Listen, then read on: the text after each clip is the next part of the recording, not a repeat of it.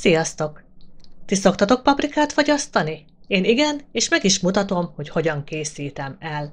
A paprika nagyon jól fagyasztható, így én szoktam töltött paprikát készíteni, melybe fűszernövények leveleit, paradicsomot teszek, és így fagyasztom le.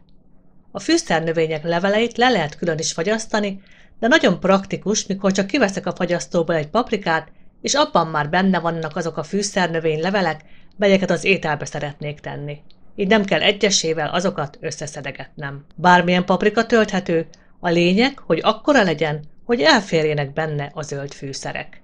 Könnyebb tölteni azokat a paprikákat, melyek tömzsibbek. Ezek itt saját termesztésű paprikák, a szebbeket meg szoktuk enni, a többit meg befőzöm, lefagyasztom. Sokféle fűszert lehet a paprikákba tenni, attól függően, hogy milyen ételt szeretnék majd ízesíteni vele.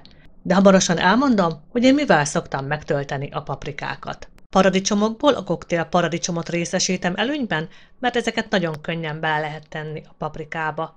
Itt most láthattok ezen kívül tárkonyt, leveleskelt, zellerlevelet, petrezselyemlevelet, metélőhagymát és lestyánt.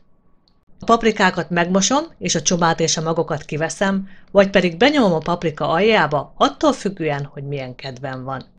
A zöld szárrészt azonban minden esetben levágom. Többféleképp szoktam tölteni a paprikákat. Van, amibe teszek lestyánt, zellerlevelet, petrezselyemzöldet, metélőhagymát, leveleskelt, paradicsomot.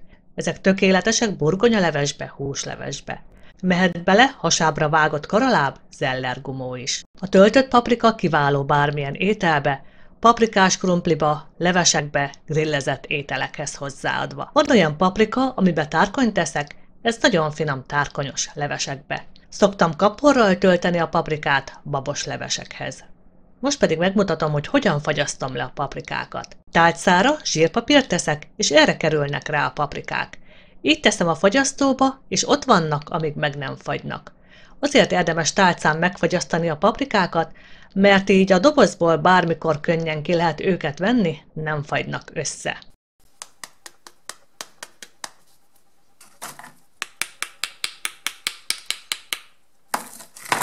Mikor megfagytak a paprikák, akkor dobozokba teszem őket.